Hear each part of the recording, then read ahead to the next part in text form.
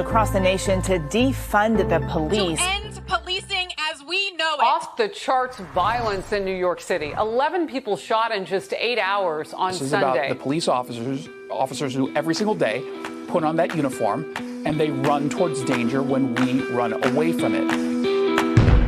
Guns up, giddy up, and welcome to True Crime Tuesdays with the awesome and amazing, beautiful and audacious Andrea Uplate and myself, Eric Danzy, but only for a short period of time. I will no longer be on True Crime Tuesdays with Andrea Uplate. Starting the first Sunday of August, I will be branched out on a new show called Night Shift TSI, Top Secret Information, which is just going over the paranormal. Listen, you guys asked for it. And you guys wanted it, and there was no way. We were stretched way too thin to be doing that many shows a week. So the best way to do it is Andrea said she'll take True Crime Tuesdays and keep it true crime for all the true crime lovers. And then I'll split over on Sundays and bring in Night Shift TSI for all the paranormal, conspiracy theory, phenomena, weird and funky stuff. And so that way everybody can get exactly what they want, because, you know, we were doing a lot of true crime episodes and people were like, can you throw in some more paranormal? And then we'd switch gears and do some paranormal. And then some people would be like, I don't like it when you do the paranormal. I like it when it's true crime. And it was just getting too confusing. We figured this is the best way to keep the kids happy. And that's just to give you what you want.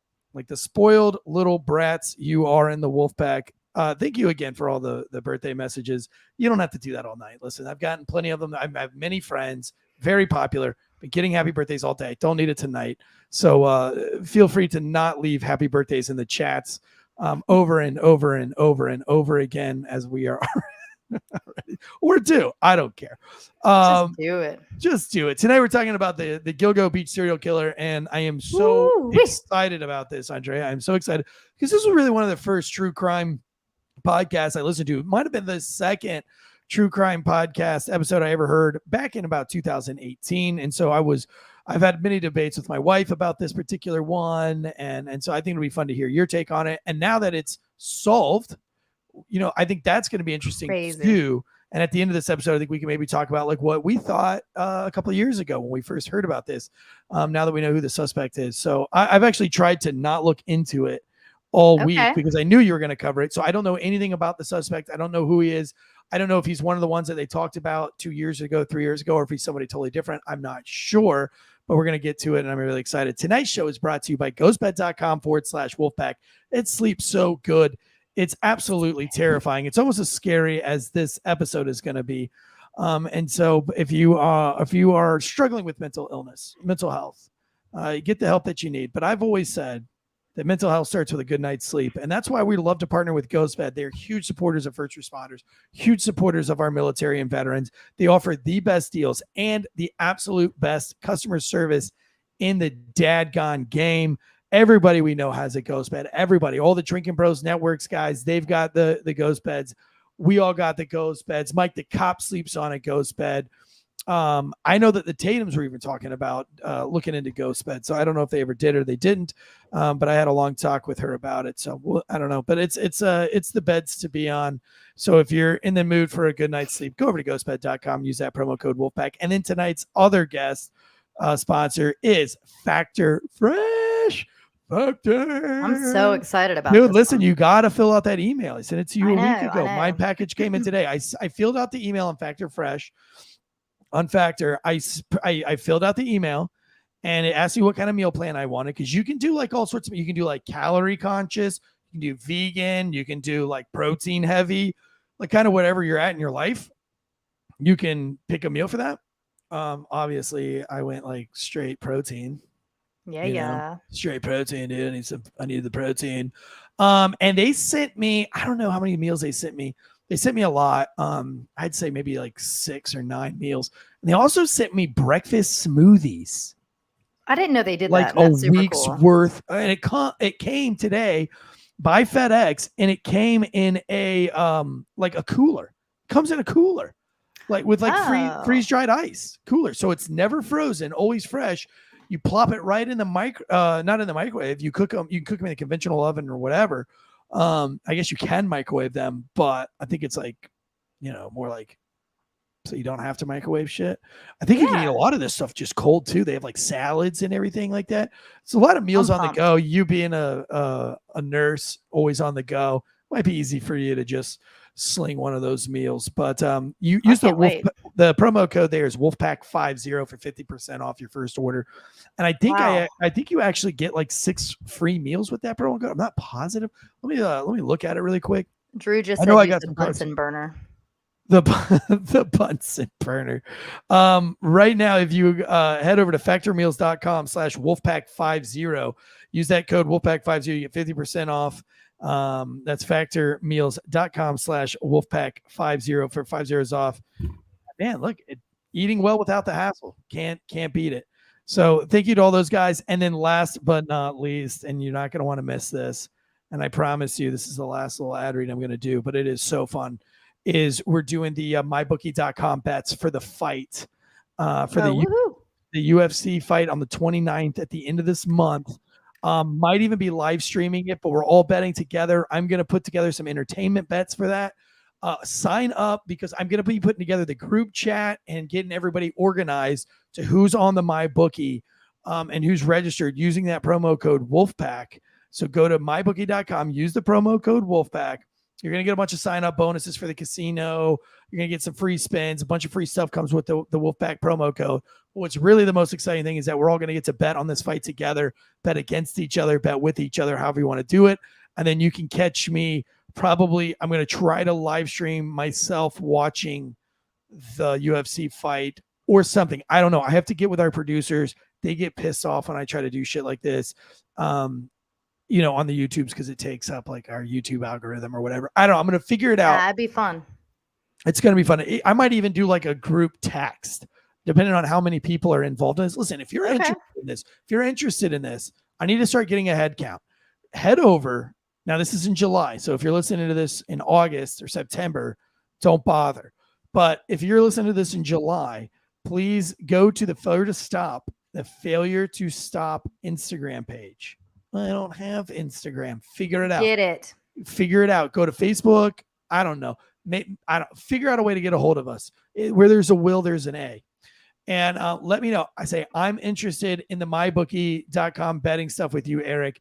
I might put together just a group chat, and we can all group chat that night and that night alone. So I'll have a phone number. I don't know how I'm going to do it, but I'm going to do it with you, the Wolfpack.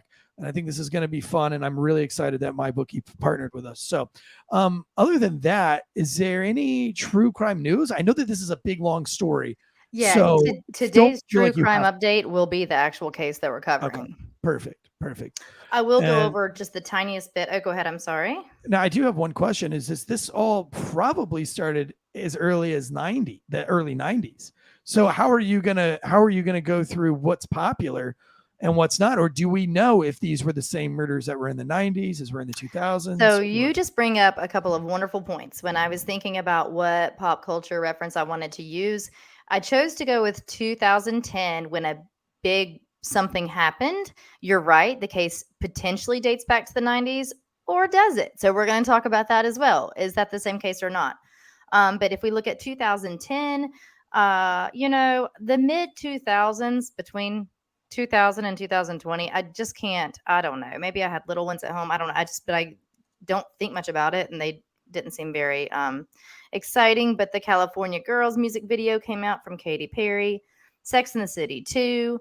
Do you remember the movie 127 Hours where the guy goes hiking and has to cut his arm off? I got to meet that guy. I think that was 2010. Yeah, that guy was a guest speaker at SEER. I think it's the same guy. Oh, interesting. Yep. The Twilight Saga Eclipse came out. John Krasinski and Emily Blunt got married. They are still the best, I think. I hope. Justin Bieber released Baby. Black Swan came out. Prince William got engaged to Kate Middleton. I don't care. Despicable Me and the introduction of Minions. Kate Middleton. They're the ones that live in Santa Barbara. No, that's her sister. That's crazy. Kate. Okay. Check this though. iPads came out. That was 2010. Oh, iPads. Yeah. Okay. Yeah. Lady Gaga wore the meat dress to the VMAs. Inception was in the theater. Okay, that's that. Guys, this case Inception tonight, wasn't that great of a movie. Completely overrated movie. I'm not going to get they into do it. talk about it a lot. Not gonna get into it, but did not really enjoy Inception all that much. Yeah, it's just a weird it's a weird brain one.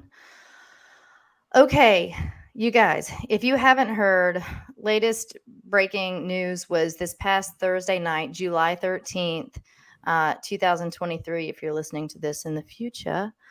An arrest was made in connection to something referred to as the Gilgo, Gilgo, Gilgo Beach murders. Now, I know I'm not going to interrupt you the whole night. I'm not going to do it, but I do have to interrupt you on this one part. I just have to. Okay. I never heard it called the Gilgo Beach serial killer until there's a reason for it. It was always called, what was it called? Like List? Long Island serial killer. Yeah, it was referred to as Lisk. That's why what I was about to say. It Gilgo Beach serial killer? Why they just change it from Lisk? Well, they didn't really change it. There was something called the Gilgo 4, and that's what we're going to talk about. Okay. So it is now alternately known as the Gilgo Beach murders, or Lisk, or Long Island serial killer. And then we are going to try to determine, or you guys determine, by the time this show is over, and all of my poor hand is cramping from all these notes, and you determine if this is actually the same thing or not. Was this the same killer or not? All right, guys. So in 2010, Suffolk County police found 10 bodies, all right, while they were searching for a 24-year-old missing woman. There had been no arrests in connection with those killings until this past Thursday night, when Rex Heuermann, he's got a strange last name, it's Heuermann, was arrested, a 59-year-old architect in New York. We're going to put him on the back burner for a moment, and we're going to talk about the woman that was missing that led them to this giant discovery. All right, so her name is Shannan Gilbert. Shannan grew up with her mom. She eventually had 3 other sisters. Her parents were very young when they had her. Dad was battling heroin addiction and some mental health illness. Mom took herself to Shannan, and at the time, her 2 sisters out. They moved away. She winds up getting in a relationship with someone else and has the 4th daughter named Stevie. So we have Shannan, Sherry, Sarah, and Stevie. None of that's too important because we're going to focus on Shannan at this point. Now, when Shannan was 7, unfortunately, or fortunately, seeing how things went for the next few years, Shannan's mother did put her into foster care at 7 because she couldn't meet the demands of her growing family. So she does, but when she does, she still goes to school alongside her siblings and actually had a lot of interaction with her mom and her family during this time. She actually thrived in school and graduated, accounts very early. So she was an intelligent young lady and by all accounts was doing well at this time. All right. So, eventually they say that Shannan was pretty strong-willed. They weren't sure what was going on with her mentally here and there in her late teens, early 20s, but she did become a prostitute. So we're just going to, I'm saying sex work just to say it, so I'm not having to say prostitute all night long, but just know that that's what I'm talking about, obviously.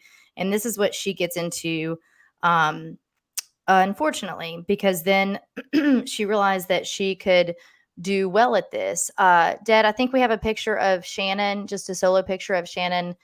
There's Shannan there. She was probably around 21, 22 at the time. So she actually worked for an escort service that wound up getting dismantled, and some people involved got arrested and whatnot. So then she goes off to do this alone. So she had a boyfriend named Alex Diaz. Alex was known to be physically abusive toward Shannan. In fact, one time he open palm slapped her in the face so hard that she had to have surgery to place a plate in her lower jaw. But she stayed with him. She stayed with Alex. So we now know that Shannan was fully diagnosed with bipolar disorder and depression.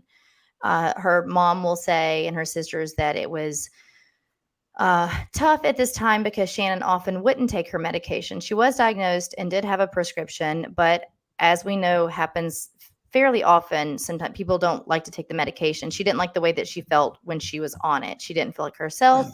So I'd she have to often imagine wore it's it out. hard to take the prescriptions when you're also probably taking lots of other drugs too. And she may have been. We don't have any evidence of that, but she may have been. But a lot of times people just don't. It depends on your illness, not necessarily with bipolar disorder. With that, I think a lot of times you have these manic phases and depressive phases, and the medicine can mellow you out to the point of just like so flat that people don't like that feeling and then don't take it. Because like when they're good, right? Until they have an episode, generally speaking. And so they think that they can be okay without it. Yeah. So her family states that she was not consistent with taking her medication. And like I said, she didn't like the way it felt. So she decides to start working with her boyfriend, Alex, in the sex work stuff, right? So now she no longer works for this company that is the escort service, meaning that he essentially is finding clients for her. Now, again, she's not beholden to him. She's not standing on a corner. I think she had a pretty high rate, and her operation was that she would go to the client's home and then come back. So she actually had a driver that would take her back and forth to these places. We'll talk about him in a moment. But she also decided to sometimes go off on her own and find clients. And when she did, she didn't like to often tell Alex about this, but that way she could get the money and full on keep 100% of the proceeds at that point, right? That's a crazy thing about trafficking and human trafficking. Because I think they count this all in human trafficking, but they do. It is. There's like a jealousy between. Oh, I mean, we call him the pimp, right? I mean, like, sure. That's basically what he is. Yeah. But whenever they start going off on their own like that, it really enrages those guys. And I've taken so many calls that, it goes back, and it's really a trafficking thing. And it's a really sad life to get caught up in. You said Alex is the one that broke her jaw at one point. And so the fact that she can't get away from this Alex dude, it's just so par for course with that kind of industry. I think that's why it's so important. People talk about like legalizing it and things like that, and there's a lot of arguments, but well, generally speaking, it's not a victimless crime. That's the thing. It's not usually a victimless crime. Right. So. Yeah. It's really hard. It's really hard as a cop when you're working all of these angles, and it sucks because they get caught up with a guy like Alex. Yeah. Yep. Exactly. So, like I said, sometimes she would arrange her own work aside from Alex. So on the evening of May 1st, 2010, this was one of those occasions. Shannan responded to a client that reached out to her on Craigslist, and she used her driver, Michael Pack, to pick her up at her request. Now, Dad, we have a picture of the driver, Michael Pack, and of the client, the Joe, if you will. In fact, his name was Joseph. And they will be some key players in a minute. I think I titled it Driver and Client, actually. Anyway, we'll put that on the screen in a moment. So Michael picks her up and drives her to Joseph Brewer's home, and he lived over on Oak Beach. All of this takes place, guys. We talk about, that was it. Yep. So on the left, we have Michael Pack. He kind of looks like a dude you don't want to mess around with too much. That was her driver.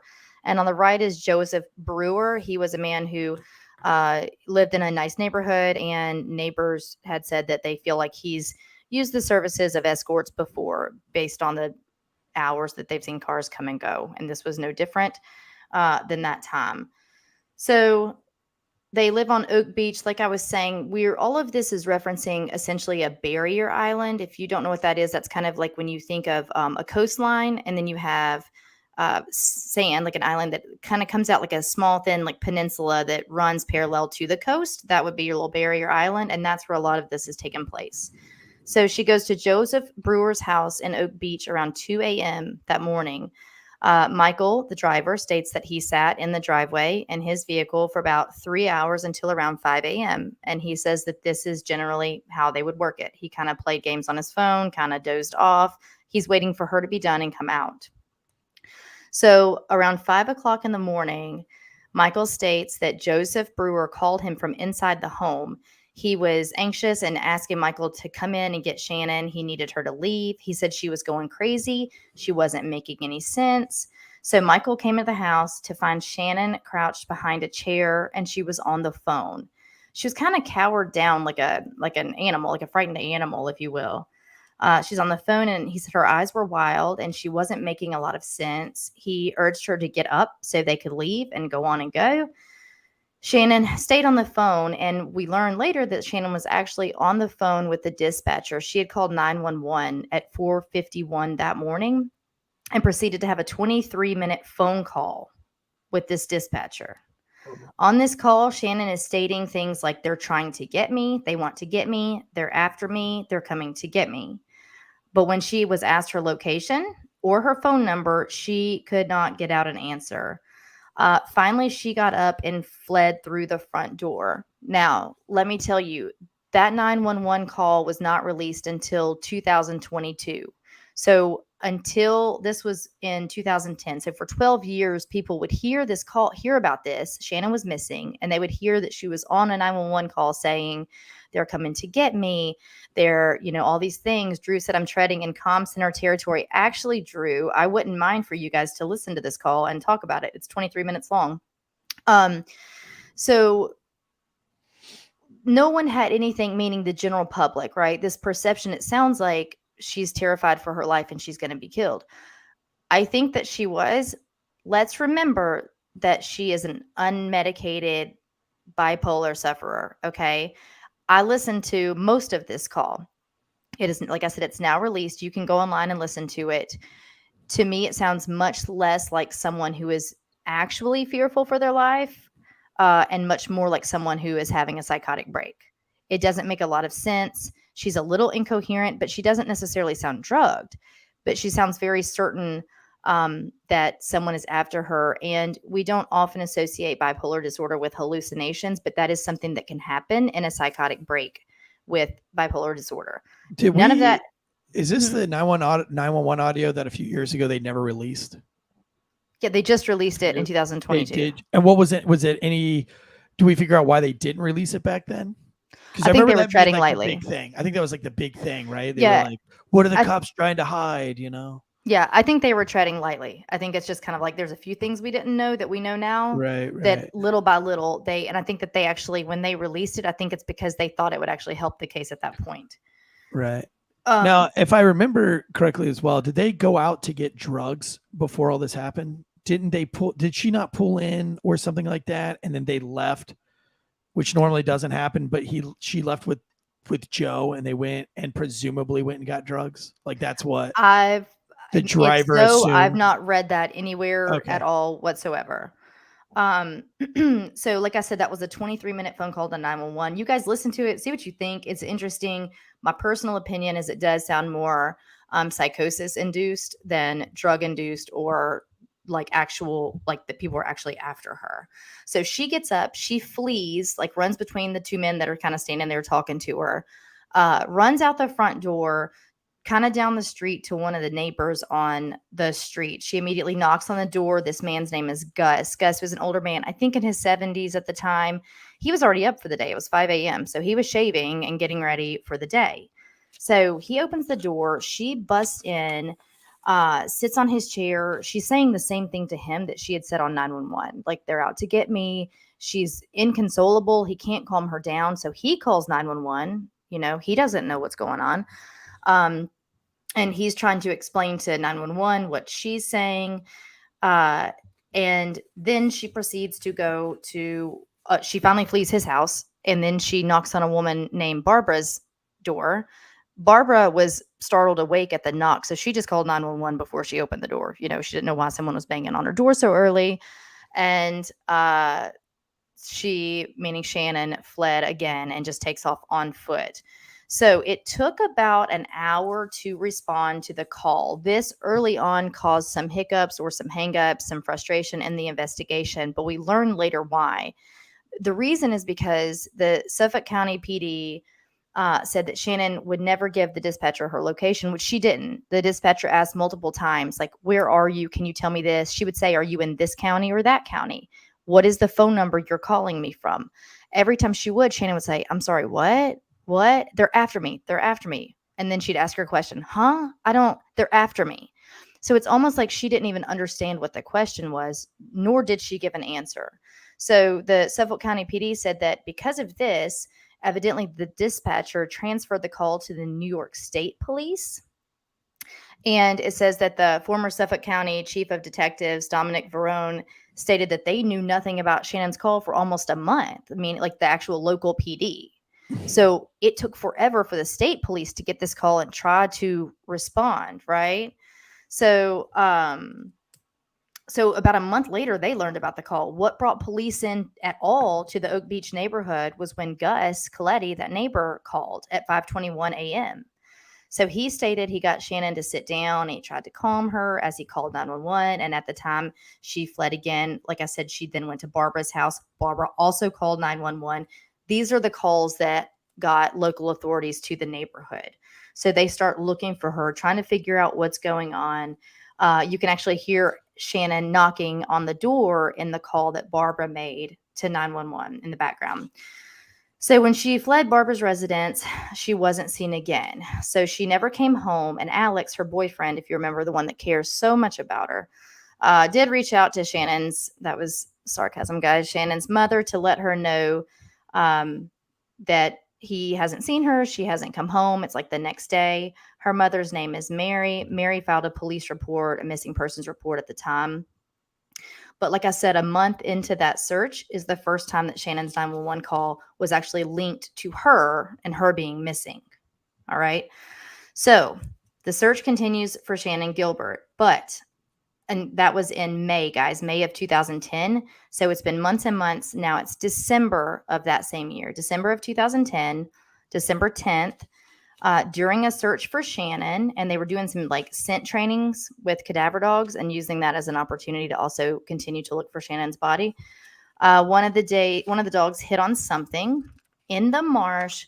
Police do find skeletal remains. They're hopeful that it's Shannan. It would make sense based on where it was located. The remains were wrapped in camouflaged burlap sack. All right, so they start to process these remains, start to figure out that scene, see what's going on there. And then 3 days later, on December 13th, as they're out in the field checking out more of that area, police find the remains of 3 more bodies. All right, Whoa. 3 more. They were also wrapped in the same burlap. They were fairly evenly spaced from each other. They were all determined to be young women that were sex workers that advertised their services on Craigslist and Backdoor and those were Backpage, those types of things, just like Shannan did. Okay. So they have all this stuff in common with Shannan, but none of these remains were Shannan's. Excuse me. So their names were Maureen Brainerd. She was a 25-year-old who had been missing since 2007. So for 3 years, she'd been gone. Melissa Barthélemy, she was a 24-year-old who had been missing since 2009 for the last year. Amber Lynn Costello, who was 27 and been missing since September of that year. And Megan Waterman, due to the fact that they were all in their 20s and all escorts and all disposed of so similarly, they were called the Gilgo Four. So that is to answer your question at the beginning. That's kind of when they were kind of coined the Gilgo Four, meaning at least the 4 girls. They've been called that to this day. One of the 4, Melissa, had something strange happen. So early on, when her family was still looking into her case as a missing persons case, and long before they knew that she had been murdered, Melissa's sister, Amanda, got a phone call. Well, when Amanda looks at the phone, it shows Melissa's number calling her. And so she's ecstatic. Her sister has been gone. She's been missing. They've been terrified and worried. But she gets this phone call, and the call said, like I said, it was coming from her sister. Excuse me. However, when she answered the phone, it was a man on the other end. He asked if Melissa was there, and then he said he knew she wasn't. He asked Amanda if she was a whore like her sister. He went on to taunt Amanda, and he took her. He told her of all the things he was doing to her sister sexually, unfortunately. These calls started to come multiple times over the next few days, but the police could never actually track a location for these calls. So whenever they would try to pin down a location later, it was always somewhere incredibly public and saturated with people. So think Madison Square Gardens, Times Square, these kinds of places. So the last call was a bit different. The last call that Amanda received from Melissa's phone stated, "I finally killed your sister and now I'm watching her body rot." Well, when this call was finally traced, it was traced back to Gilgo Beach, where Melissa's body was eventually found. Oh my gosh. But somehow this got leaked to the press, and the news immediately ran a story about the calls, and the calls stopped. So now that was getting into the winter. So now things are slowing down. The winter was pretty harsh. Weather was pretty tough. So they kind of slow down things, like I said, over the wintertime. And now it's March of 2011. In March of 2011, police are out there looking around the area, and they find a skull, hands, and a forearm. This was about 3/4 of a mile from where the original 4 girls were found. There are some differences in these remains from the original Gilgo 4 because they were not contained in a burlap sack. This body had been dismembered. So something crazier happened. Police were able to link these remains that they just found in March of 2011 to a torso that had been found 8 years earlier in 2003 in an inland city named, Manorville. So these were the remains of Jessica Taylor. Okay, so what I just said was in March of 2011, they're combing this beach again, trying to ramp up the search. They still haven't found Shannan. Now we've got these bodies, Right. 4 dead bodies. And these weird phone calls, they find pieces of a body, hands, forearm, a skull, and they DNA link it to a torso that had been found 8 years prior. On a different beach. Well, inland. So it was in a town, inland. actually near the the Long Island Expressway. It was not even close to hidden. It was in fact quite a few feet away from a wood line on a path where a dog walker came across the torso. It was nude and it was wrapped in clear plastic. They found out that this was the remains of Jessica Taylor. Jessica was a 20-year-old sex worker. Her torso was naked, like I said, left in the open. Jessica had also advertised on Craigslist and Backpage. Police continued searching. Shannan Gilbert still hasn't been found. All right, still has not been found. Then on April 4th, so a month later, police find more. There's another skull, hand, and a right foot were found. All right, even crazier, these were linked to yet another torso that had been found in Manorville. So another torso that had been found prior in that same town. So this is the same situation as just happened the month prior. This was the torso of Valerie Mack, and that her torso had been found 11 years prior in the year 2000 by hunters. So these remains of body parts, hands, feet, skull, forearm, are found within a month of each other, but the torsos they belong to had been found 8 and 11 years prior. Right. So the other bones had just kind of like washed up, or maybe they've been drug off by animals or something like that. So like it's easy to say that like sometimes bones might, like a forearm bone might just kind of roll up on the beach somewhere. They had been dismembered is the point. So they had been, intentionally cut up, torsos placed out in the open. Right. And then many years later, the extra stuff washing up, right? Washing up. But like my point being that like bones of somebody, like one single bone could wash up on the beach. Sure. And then if somebody found said bone and then never reported it to the police and kept it in a Ziploc bag in her pantry, might be difficult to solve that case. That's also true. That would make it difficult, I think. So she was actually known as the Manorville Jane Doe for almost 2 decades. This is an interesting one. We've talked about advances in technology and genealogy databasing. So this second set of remains that belonged to the torso from 11 years prior, like I said, her name was Valerie Mack.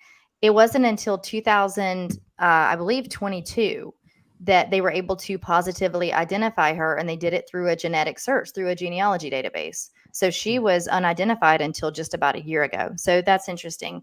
But so now we're racking up the bodies now, guys. A lot of things are happening. This is all in the same strand of a barrier island. So if you picture the barrier island, if you were to look at it like, you've got in succession. So you could say either south or west if you're picturing a map.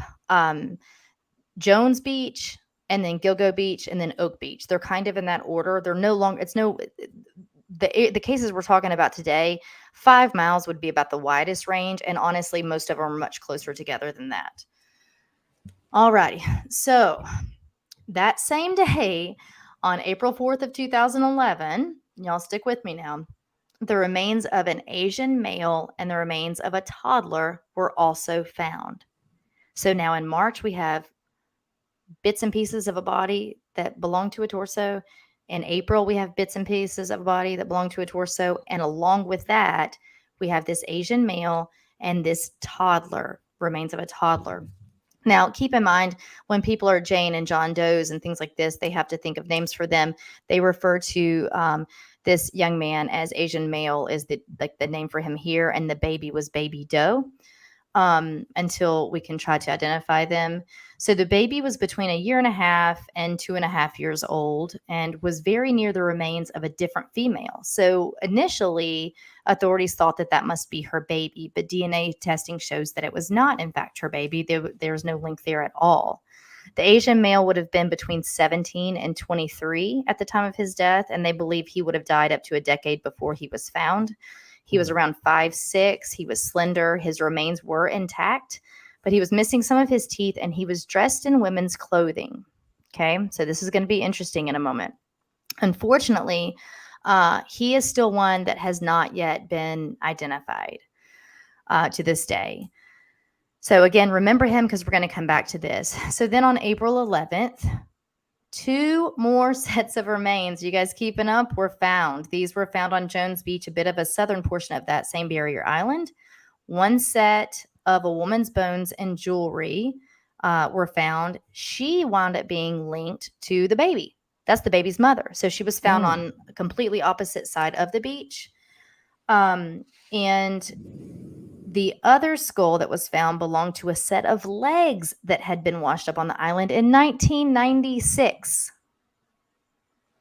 This guy's killing everybody, but did you say he killed a child? A baby? Yes. So a toddler. So we have 2 outliers. We have a toddler and a male. Yeah, right? But the male was dressed in women's clothing, so I can kind of guess how that happened. Well, you'd be surprised, but yes. So at this point, we have the I'll just try to catch you up. We have the Gilgo 4. So we have the 4 girls that were found together initially. And then we have, and there they are. We've got their picture up on the screen, guys. I'll put this on Instagram tomorrow or the next day. Then we have the 2 sets of partial body parts remains. And then we have the Asian male and the toddler. And then we have 2 more sets of remains. All right. So was that 2, 4, 6, 8? No, 10. Now we're up to 10. Yeah. We have 10 bodies at this point, none of which, we'll keep saying it right, are Shannan. We still don't know what in the world happened to Shannan, but she fits all of these profiles. Shannon's the one that's running around with like a chicken with her head cut off. Yeah. Calling screaming 911 that they're all over the after her. place. Mhm. Yeah. Gotcha. Right. So the last one I just said was a skull that belonged to a set of legs that had washed up in 1996. So we are taking it way back now. These cases are getting older and older and older. So, and this was 2011. So for 15 years, the skull was found 15 years after the legs of the same person. Yeah, and this place has lots of tides. It's marshy. This is literally a picture of that strip where all the bodies were found. And there's actually, yes, and the actual area side where they were found, yes, on the other side. So Right. not like somewhere you want a vacation and put your beach chair out on. It can get Right. super entangled and vines and barbs and brush, and it's Yeah, pretty nasty. That's a picture of the site that I was able to pull up. But yeah, just marshy, swampy, mushy. Too far north for alligators. But if that was Florida, it would have been full of alligators. Yeah, it's a mess. So now we have, like I said, the Gilgo 4, the 2 sets of remains whose torsos were elsewhere, the boy and the toddler's mom, and the other remains. So a total of 10 bodies, but still no Shannan. So at this time, local police thought they were searching for one person, while the district attorney thought that there were two different killers. We're going to explore those two angles here in a bit. But at this time, this caused a little bit of friction between the DA and the local police department because they were just kind of working on two different theories. So on December 13th of 2011, just before the victim's family members were going to hold a vigil, because now it's been about a year since some of the last remains were found. The family members are coming together to hold a vigil. And actually, Shannan Gilbert's mother is with them. She's obviously invested now, right? These bodies keep washing up. They keep being found. I think she's certain one of them will be her daughter eventually. She's with them to hold this vigil. And in the hours that led up to it, to them all getting together, police stated that they found the remains that could be those, in fact, of Shannan Gilbert. Shannan's mother, like I said, was there. So they walk her to the back porch of Dr. Hackett's house. Eric and I talked about this earlier, for her to be kind of out of the way, but still be there and observe the excavation there and the exploration even of her remains. So we are going to discuss him in a moment. Shannan was found face up. Her jeans were off. Authorities do believe that her jeans looked like they were removed by Shannan herself. The autopsy was inconclusive, but the running theory was that we know that she suffered from bipolar disorder. The running theory is that she suffered a bipolar psychotic break, ran into the woods. We knew she was running from people anyway. They said that even in May, sometimes the nights out there on the island can be very, very cold. And they think that maybe she suffered from hypothermia, therefore removed her pants, tripped, fell, and succumbed to the elements, or potentially drowned in about 6 to 8 inches of water. This is a tidal marsh. The water's going to come in and go out. So even if water was not over her face when they found her, 6 hours later, there would be as the tides change. Now, I remember vividly, I don't think you can go look it up, but I do remember that at one point the driver was nervous because Shannan went with this guy up the street and he wouldn't tell the police that they bought drugs, but he said that like he assumes that that's what they're doing. When you have excited delirium or like go through you're going through like an overdose where your heart's essentially about to explode, like almost 99% of the time they strip their clothes first. Do you think that it could be something like that where there was an excited delirium right before she was about to pass and she was stripping her clothes down because that's just what people through excited delirium do? Okay. Yeah. Two things. So first of all, again, I mean, I read. I'm not saying you're wrong. I just never saw anything about the drug portion. So yeah, if that's the case, that could they wouldn't put it out. I remember the Crime Junkie saying that they wouldn't say because I no they longer didn't rely know. on them. We've talked Right. I got it. But there was a part of the thing where she and the man left together and the driver didn't like it, but they never would say what they went to go do. Okay. But sure.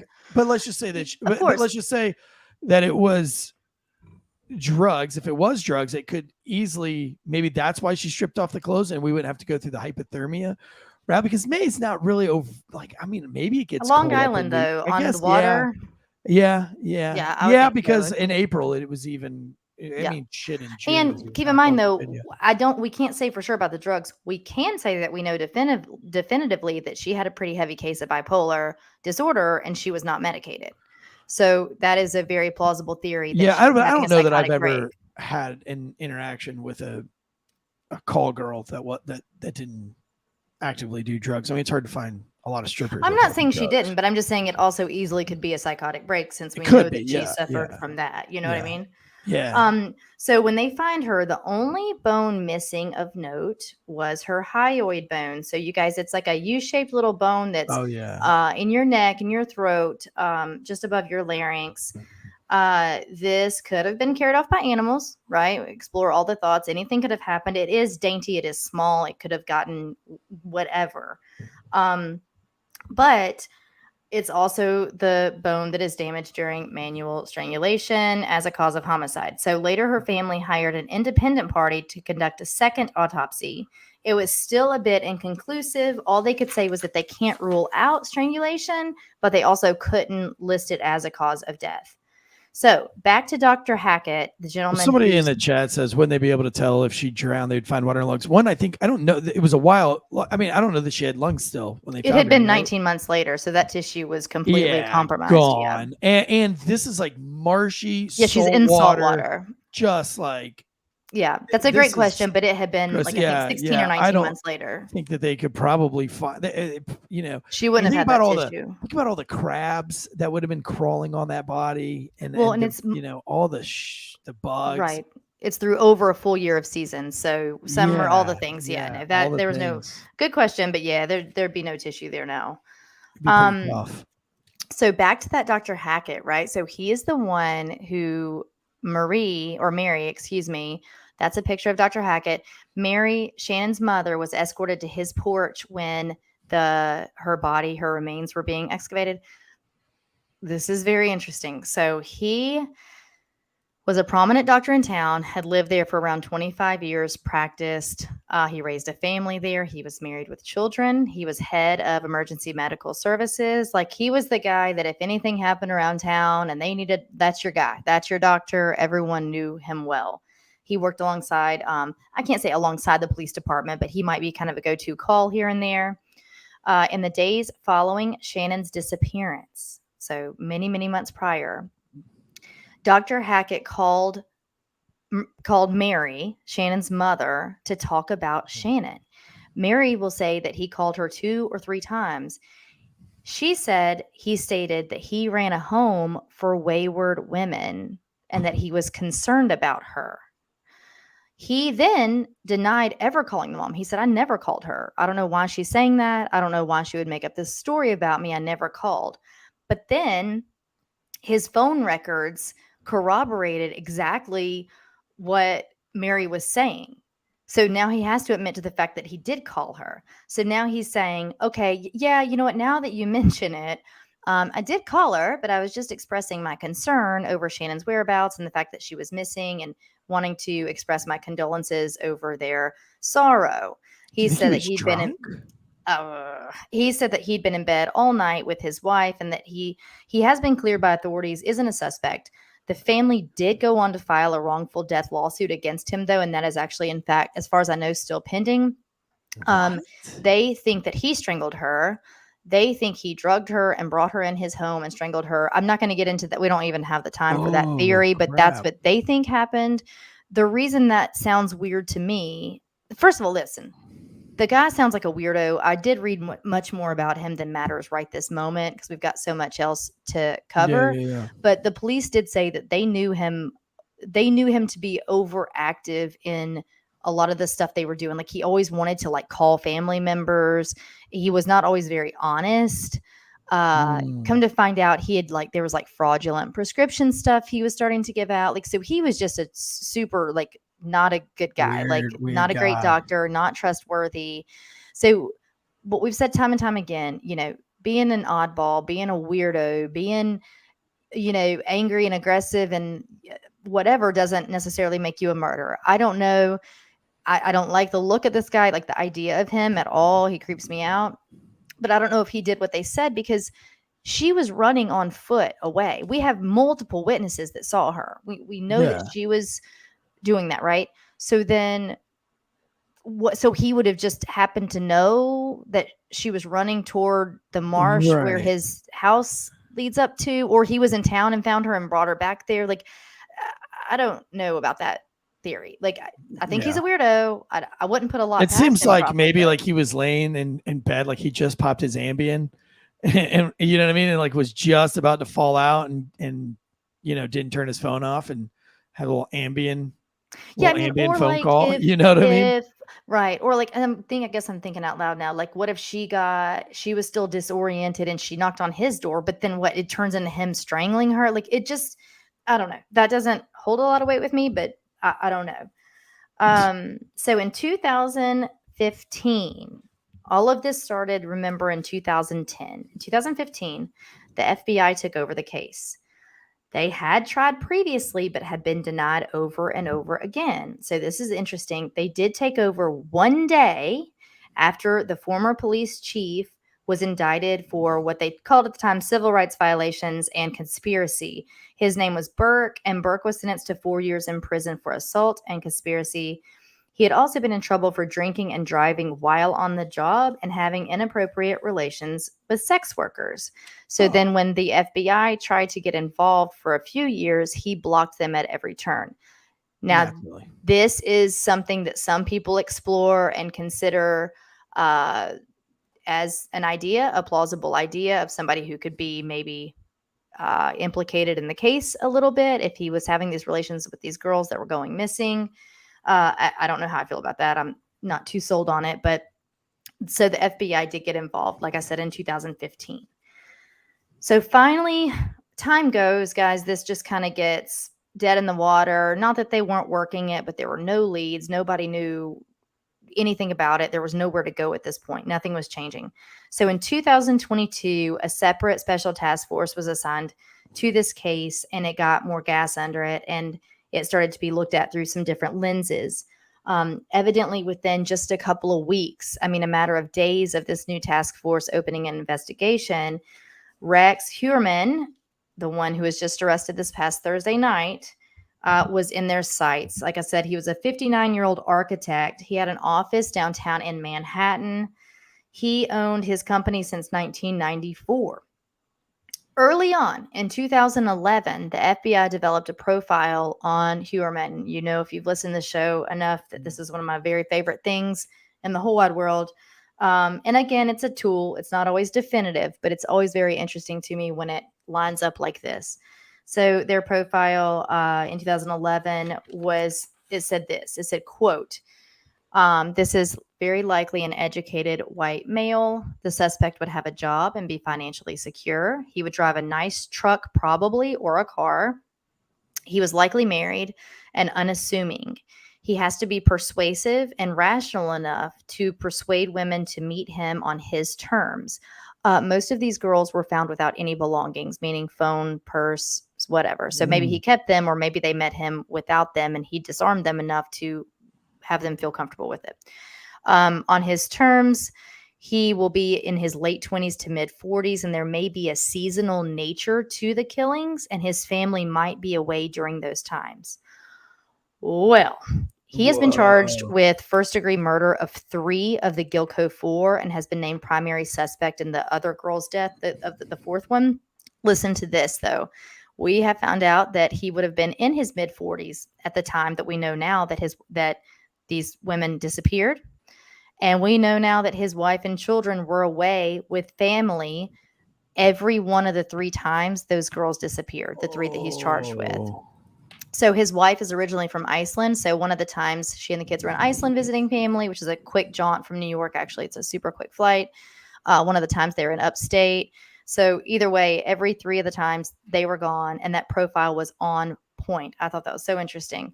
Let's see here. So Rex was using multiple burner phones to connect with these women. So let's move into the portion of why they were looking at him, how they found him out, why was he somebody they knew to put their sights on.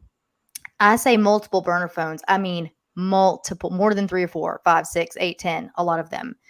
And he was using all these to the point that I believe as recently as 2021 or 22, they have record of him like buying more time for one of them at a local store. So up until like last year, we know of him still using these burner phones, which is terrifying. So let's see, where did we go? Why was he using so many burner phones? Just because he's like looking up with he was prostitutes? talking to all these different women, but he didn't want anything traced back to him. So like you can't connect hers with hers if it's not on the same phone necessarily, right? So at every turn, he's a smart guy, you know. He's an architect, you know. He's not dumb. So he was using all these burner phones to connect with the women. He had emails and Tinder accounts set on them. He was able to block his what is it, the little IT address for your computer, right? He had all these other accounts set on them, but they were all with erroneous email addresses or all with different ones, right? So ultimately, these were all triangulated to areas where in Massapequa, which is where he lived, or Manhattan, which is where he worked. So there are cell phone records from his burner phones that link him to the taunting calls to Melissa Barthelomew's sister, Amanda. We have billing addresses for them that link back to his office. Currently, of course, the defense is saying that everything is circumstantial. But there's more and more and more. Back in 2011, a witness statement from one of the girl's pimps. This is interesting. I can't say it wasn't followed up on. It wasn't developed. Nothing came of it. But back in 2011, a pimp of one of the girls did state that he saw the girl hanging around a man who he said he quote looked like an ogre, and he drove a Chevy Avalanche. Oh, well, the old boy drives a Chevy Avalanche. That's a pretty distinctive type of truck. Like, and he looks like an ogre. And so reports are this man is anywhere between 6'4" and 6'6" and around 250 to 280 pounds. He is a giant man. Dude, he's huge. These women were tiny. These were tiny women, most around 5 feet. Oh my goodness. So, let's see here. All right. So, like I said, the Chevy Avalanche, that was a very interesting little point there. Wow, that's crazy. So we also have in his phones, he has over 200 searches asking things like, quote, why hasn't the Long Island serial killer been caught? How have they not traced the calls to the Long Island serial killer, etc.? Also found, this is where it gets a little tough. I'm not going to read these off. You guys can, I'll read a little bit just to let you know, but there are like over 1,000 searches for like torture porn and rape porn that he got into. And I'll tell you what, one interesting thing is that he did not, outside of sex workers, he definitely did not have a certain demographic or victimology. We talk about that a lot, right? Certain ages, sizes, color of skin, color of hair, etc. He searched anywhere from toddlers and 10-year-olds up to adults. He searched African American. He searched redhead, fat, thin, you name it. He looked believe it or not, one of the less horrible things that he looked up was pretty girl, very bruised face, rape porn. It gets incredibly Holy sick and shit. incredibly worse and incredibly horrific. But check this out. Was he a politician? This is where it gets nuts. So remember our outlier in the victimology, that Asian boy that I said was about 5'6", slim guy. Some of his searches in his phones were for twink rape or twink porn or twink bondage. If you don't know, a twink, that's a term given to a gay or a bisexual young man that is generally slim and very youthful in looks. So he's not an outlier at all. In fact, he looked up this exact thing that he wanted, meaning he was praying. None of this was just by circumstance. Yeah. The final piece of evidence that was used in his charges was from a piece of uneaten pizza crust in a trash bin outside his office. So this crust was evidently obtained months ago, finally linked to the DNA in the one hair strand that was found in the burlap bags of the Gilgo 4. He has been charged with first-degree murder of Melissa Bartholomew, Megan Waterman, and Amber Castillo, and he is named primary suspect for Maureen Brainard Barnes homicide.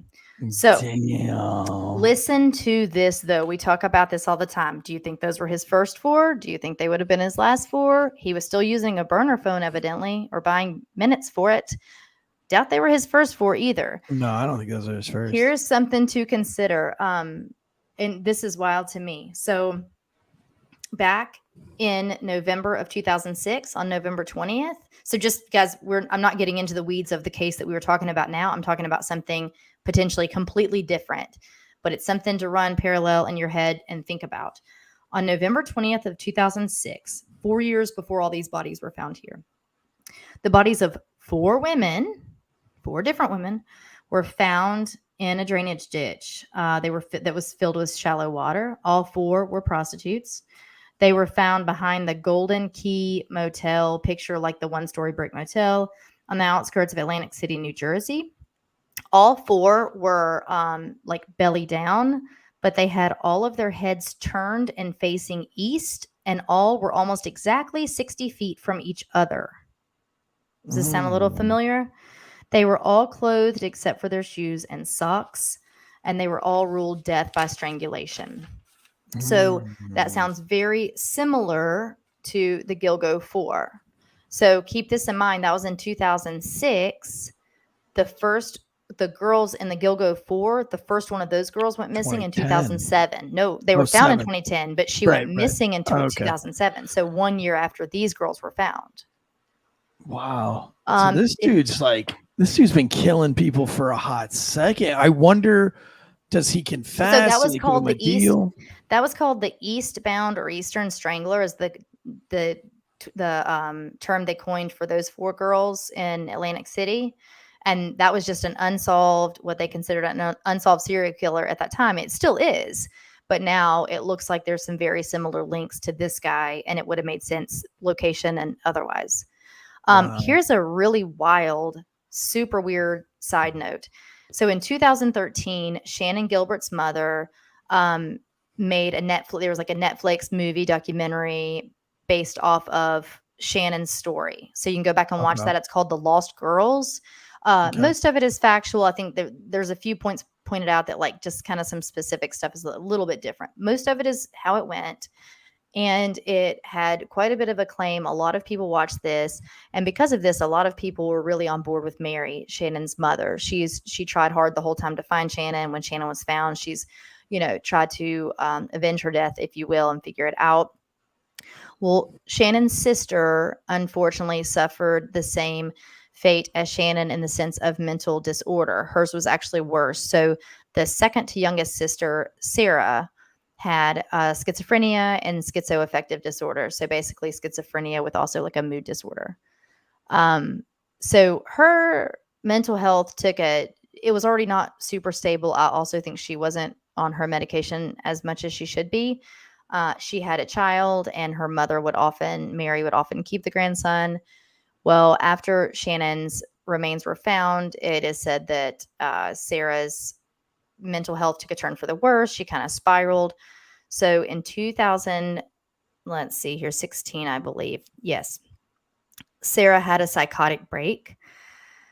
On July 23rd of 2016, Sarah busted into her mother's house.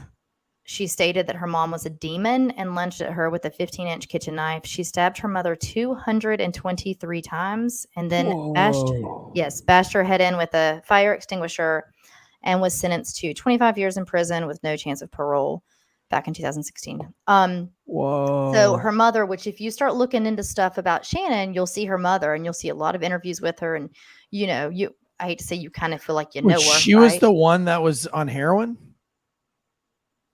The sister? Shannon's mom? No, Shannon's mom. No. She was never on heroin. The father, they had these kids young, and he had a mental disorder, and he was on drugs, and she left him. She was not. Okay. Mm-hmm. Okay. But so that's just kind of a side note, unrelated, but also just terrible. That's crazy. We won't talk about it forever. It's almost time to wrap it up. But there are a couple of different camps. Some people still believe that there are 2 different killers in this, because the way the killings were done is so incredibly different.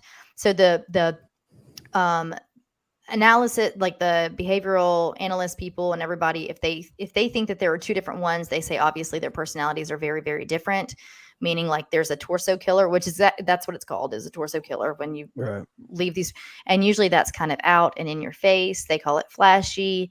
Usually this person would be more brash with their conversations with people.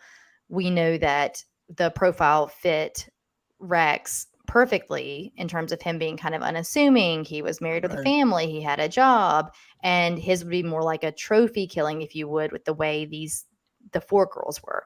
So some people believe that it was, in fact, or still is, it's just a coincidence that that's a dumping site, but that it's 2 separate things. Well, and some people can change what they do in the way that they kill people. I was going to say, it's like after you kill so many people, maybe you just got bored doing it one way. Maybe you want to try it a different way, Maybe he was like, what I mean? Because if he's Googling stuff like, why haven't they caught me yet?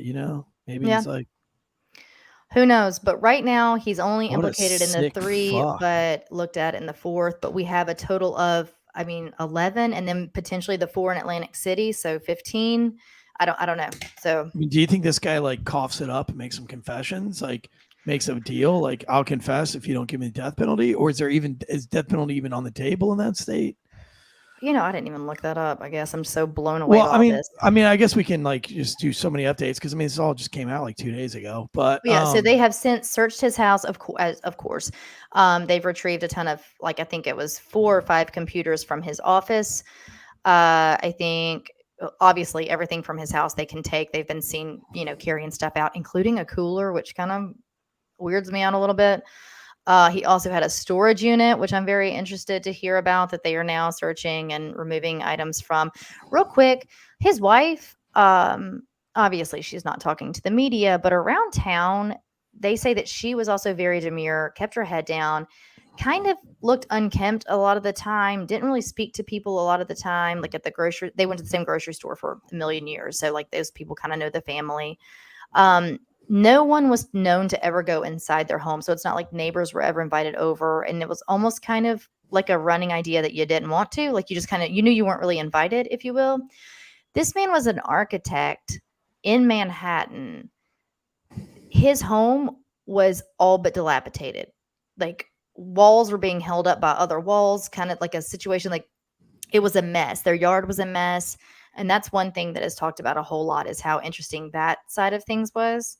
But I don't know. I think that's everything. I'll be curious to see what this. I'm sure. I'm curious to see what this guy says in court and in trial, and I know we're going to be following. Hey, Dad, have you shown his mugshot yet? Because something about his eyes in his mugshot. Yeah, that's it. I don't know. It's almost like a grin. It's so weird. They said that he broke down. He said he of course pleads not guilty. They said he had a mental breakdown after he was arrested, but that face there, that man's seen a lot of things. Yeah, he's so big.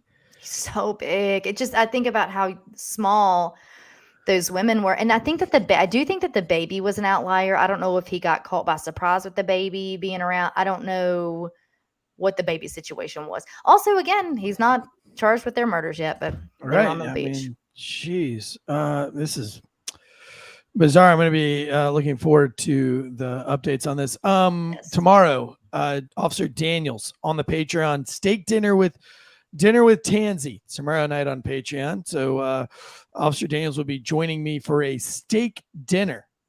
He'll be having a steak. I'll be having a steak, and we'll be having beverages, talking about all the things with Trailer Park Tammy and all of his comedy stuff and what he's been doing on. So if you want to join us, sign up for our Patreon. It's like $3 a month for a bare minimum subscriber, or you can go a step above and do the higher one. But love to see you guys on Patreon. Did your mom? Hit us up on Instagram. See if you got a chance. I'd love to chat with you more, buddy, and hear all about this stuff, about your wife leaving you. I'm really into that stuff. I love it when dudes' wives leave them and they're going through a really bad time. I just like to hear it. It makes me feel better about myself. It makes me feel like more of a man. I'm just kidding. Obviously. Is that really happening? I'm kidding. Yes. Yeah, it's really happening. This is what we put in the chats. Reach out to us on Instagram. I'd love to chat with you, homie. And I'd love to, just to get to know you and chat. Dimitri Litska. I can never say your name. Yes, the bitch behind me is an evil woman. That would be Casey Anthony.